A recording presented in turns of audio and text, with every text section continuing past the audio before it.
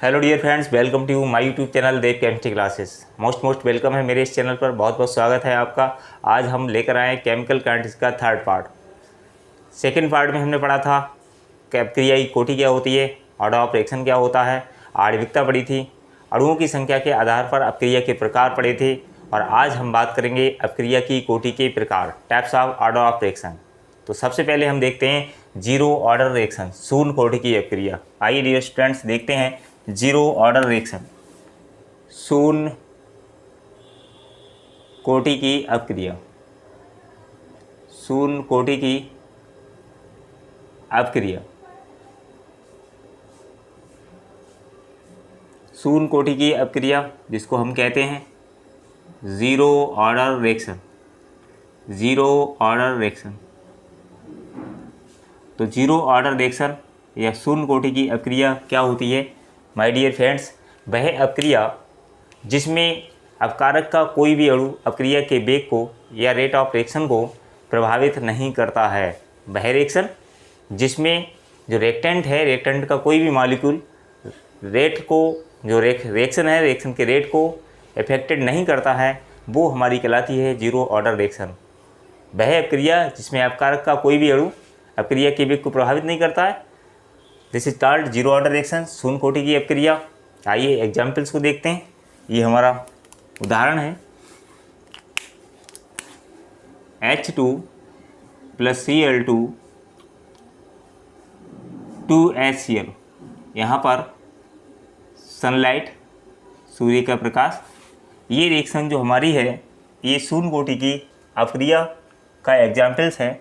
इसमें ना तो हाइड्रोजन की कंसंट्रेशन और ना ही Cl2 की कंसंट्रेशन अपक्रिया के रेट को या अपक्रिया के वेग को प्रभावित करती है, बल्कि इस रिएक्शंस का जो रेट ऑफ रिएक्शन है, इस रिएक्शंस का रेट या इस रिएक्शन की जो वेग है वो सूर्य के प्रकाश पर, सनलाइट पर डिपेंड करता है।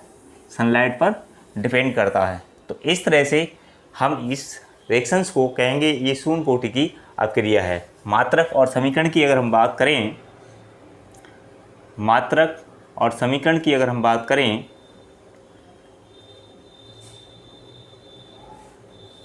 तो क्या होगा?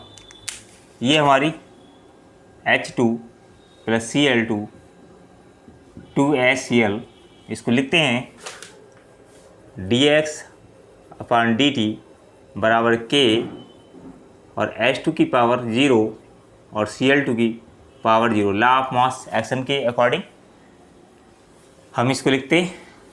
इसकी पावर 0, Cl2 की पावर 0, तो क्या हो जाएगा? dx/dt बराबर K। इस तरह से हमने इसको लिखा dx/dt बराबर K। अगर हम यहाँ पर मात्रक की बात करेंगे तो क्या होगा? इसको ऐसे लिख लेते हैं K = dx/dt। तो डियर फ्रेंड्स ये क्या है? ये हमारी सांद्रता, dx क्या है? सांद्रता, dt क्या है? समय। सांद्रता क्या है? सांद्रता क्या है? मोल/लीटर, ऐसे लिख लेते हैं, चाहे ऐसे लिख ली, मोल/लीटर। और समय क्या है? सेकेंड। तो क्या हो जाएगा? मोल/लीटर × सेकेंड। तो मात्रक क्या हो जाएगा? मात्रक क्या हो जाएगा? मोल और litre inverse and second inverse. इस तरह से ये शून्य कोटि की अपक्रिया का मात्रक हो गया। तो इस तरह से हमने देखा कि वह अपक्रिया जिसमें अपकारक का कोई भी अणु अपक्रिया के वेग को इफेक्टेड नहीं करता है, प्रभावित नहीं करता है, वो हमारी शून्य कोटि की अपक्रिया कहलाती है। अब हम बात करेंगे फर्स्ट ऑर्डर रिएक्शन की, प्रथम कोटि की अपक्रिया की। फर्स्ट ऑर्डर रिएक्शन की बात करेंगे, प्रथम कोटि की अपक्रिया की बात करेंगे। प्रथम कोटि की अपक्रिया क्या होती है? जब किसी अपक्रिया में, जब किसी रिएक्शन में अपकारक अणु का एक मॉलिक्यूल, अपकारक जो अणु हैं जितने भी हों उसमें से एक मॉलिक्यूल अपक्रिया के वेग को प्रभावित करता है, अपक्रिया के रेट को अफेक्टेड करता है, अपक्रिया के रेट को प्रभावित करे, तो हम उस अपक्रिया को फर्स्ट ऑर्डर रिएक्शन या प्रथम कोटि की अपक्रिया कहते हैं। क्या कहते हैं? डियर स्टूडेंट, प्रथम कोटि की अपक्रिया कहते हैं। कब कहेंगे उसको? जब कहेंगे जब किसी अपक्रिया में अपकारक अणुओं में से किसी एक अणु की सांद्रता अपक्रिया के वेग को प्रभावित करती है। तो क्या कहते हैं? अपक्रिया के अणु की सांद्रता की बात करेंगे, कंसंट्रेशन की बात करेंगे। जब अपकारक अणु के किसी एक अणु की सांद्रता या कंसंट्रेशन अपक्रिया के वेग को या अपक्रिया के रेट को अफेक्टेड करती है, प्रभावित करती है, तो हम क्या कहेंगे? उसको फर्स्ट ऑर्डर रिएक्शन कहेंगे या प्रथम कोटि की अपक्रिया कहेंगे। आइए देखते हैं किस तरह से हम इसका मात्रक और समीकरण और एग्जाम्पल से देखते हैं। ठीक है, तो माय डियर फ्रेंड्स, प्रथम कोटि की अपक्रिया फर्स्ट ऑर्डर रिएक्शन को देखेंगे कि अगर एग्जाम्पल्स की बात करें हम, तो ये है हमारा एग्जाम्पल्स PCl5 और PCl3 प्लस Cl2, और भी एग्जाम्पल्स हैं N2O4 2NO plus O2, H2O O2 क्या होगा? H2O plus half O2। ये जितने भी एग्जाम्पल्स मैंने आपको दिए हैं बोर्ड पर, ये सभी फर्स्ट ऑर्डर रिएक्शन के प्रथम कोटि की अपक्रिया के हैं। इस रिएक्शंस में केवल अपकारक का एक अणु मॉलिक्यूल के अपकारक का एक अणु रेट ऑफ रिएक्शन को, अपक्रिया के रेट को, अपक्रिया के वेग को प्रभावित कर रहा है। PCl5 इसमें एक है, हम इसमें ये नहीं देखेंगे ये Cl5 भी है, हम पूरा एक मॉलिक्यूल देखेंगे। ये PCl5 पूरा एक मॉलिक्यूल है। तो PCl5 क्या है? एक मॉलिक्यूल है, ये अपक्रिया के वेग को अफेक्टेड कर रहा है, प्रभावित कर रहा है। इस तरह से यहाँ N2O4 का एक मॉलिक्यूल अपक्रिया के वेग को प्रभावित कर रहा है। इस तरह से H2O2 का एक मॉलिक्यूल अपक्रिया के वेग को प्रभावित कर रहा है। इसके अलावा जितने भी बिसाइड दिस, इसके अलावा जितने भी हाइड्रोलाइसिस की या जल अपघटन की रिएक्शंस होंगी, वो सभी फर्स्ट ऑर्डर रिएक्शन कहलाती हैं। हम कहेंगे, क्या कहेंगे कि जल अपघटन की या हाइड्रोलाइसिस वाली जितनी भी रिएक्शंस होती हैं, सभी अपक्रियाएं प्रथम कोटि की अपक्रियाएं कहलाती हैं। प्रथम कोटि की अपक्रियाएं कहलाती हैं, या हम कहेंगे फर्स्ट ऑर्डर रिएक्शन कहलाती हैं। प्रथम कोटि की अपक्रियाएं कहलाती हैं। एग्जाम्पल्स की बात करेंगे। एग्जाम्पल्स हमारा क्या है? C12H22O11 प्लस H2O, और क्या होगा? ये रिएक्शन होगी तो क्या होगा? C6H12O6 plus C6H12O6। इस तरह से ये अपघटित हो जाती है। तो इस रिएक्शंस का क्या होगा? इस रिएक्शंस की बात करेंगे। ये हमारा क्या है? सुक्रोज। ये हमारा क्या है? सुक्रोज। ये हमारा क्या है? ग्लूकोज। सॉरी, ये सुक्रोज, ये ग्लूकोज, ये फ्रक्टोज। तो इस तरह से हमारा ये अपघटित होती है। यहाँ पर अगर हम आणविकता की अगर बात करेंगे, इस रिएक्शन में अगर हम आणविकता की बात करेंगे, आणविकता की मॉलिक्यूलरिटी की बात करेंगे, तो 1 और 2 मॉलिक्यूल पार्ट ले रहे हैं, तो आणविकता होगी 2। और अगर हम अपक्रिया की कोटि की बात करेंगे तो कोटि होगी 1। यहाँ पर हाइड्रोलाइसिस जल अपघटन की जो रिएक्शंस हैं, इसमें H2O या जल का अफेक्ट या जल अपक्रिया के वेग को प्रभावित नहीं करता है, वाटर अपक्रिया के वेग को प्रभावित नहीं करता है, तो जल की पावर या वाटर की पावर हम 0 हो जाती है, 0 लिखते हैं। तो इस तरह से अपक्रिया की कोटि क्या हो जाएगी? 0 हो जाएगी। जैसे अगर लिखें तो dx/dt, और ये क्या हो जाएगा? C12H22O11 की पावर ये हमारा 1 होगी मान लो, और ये H2O की पावर क्या होगी? 0 होगी। तो हमारी अपक्रिया की कोटि क्या हो जाएगी? 1 हो जाएगी। घातों का योग क्या होता है? अपक्रिया की कोटि कहलाती है। तो ये क्या हो जाएगी? 1 हो जाएगी। इसी तरह से एक रिएक्शन हमारे पास और है, उसमें देखते हैं कि ये रिएक्शन है CH3COO C2H5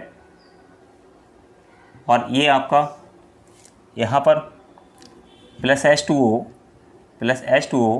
और क्या होगा CH3COOH और प्लस C2H5OH। ये हमारा क्या है, ये एथिल एसीटेट और ये वाटर, ये हमारा एसिटिक एसिड, ये हमारा क्या है एथिल अल्कोहल। तो इस रिएक्शन में भी वाटर जो होगा, वाटर अभिक्रिया के वेग को, रेट ऑफ रिएक्शंस को, अभिक्रिया के रेट को अफेक्टेड नहीं करता है, प्रभावित नहीं करता है। तो अगर आणविकता की यहाँ पे बात करेंगे, मॉलिक्यूलरिटी की बात करेंगे, तो आणविकता हो जाएगी 2, और अगर हम कोटि की बात करेंगे, रेट ऑर्डर ऑफ रिएक्शन की बात करेंगे, तो कोटि होगी 1। इस तरह से इन 2 रिएक्शंस में हमने देखा। थोड़ा सा डिस्कशन करते हैं इसमें कि किस तरह से हाइड्रोजन को, जो वाटर है हमारा, उसको हम क्यों छोड़ते हुए चले जाते हैं। डियर फ्रेंड्स, तो इसको हटा देते हैं।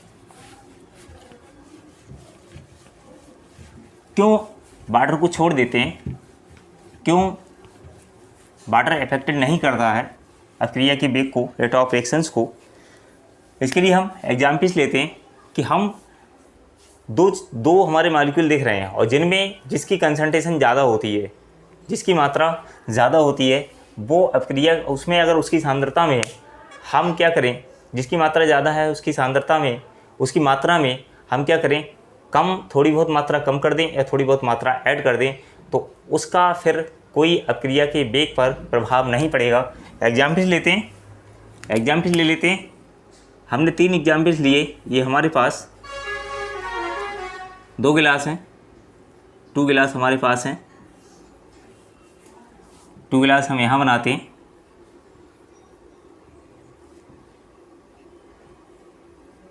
और 2 गिलास हम यहाँ बनाते हैं। तीनों के देखेंगे क्या कहना चाह रहे हैं, किस तरह से हम इसको एक्सप्लेन करना चाह रहे हैं। ये हमने यहाँ पर बराबर वाटर ले लिया, सभी गिलासों में equal amount of water, we take equal amount of water in glass.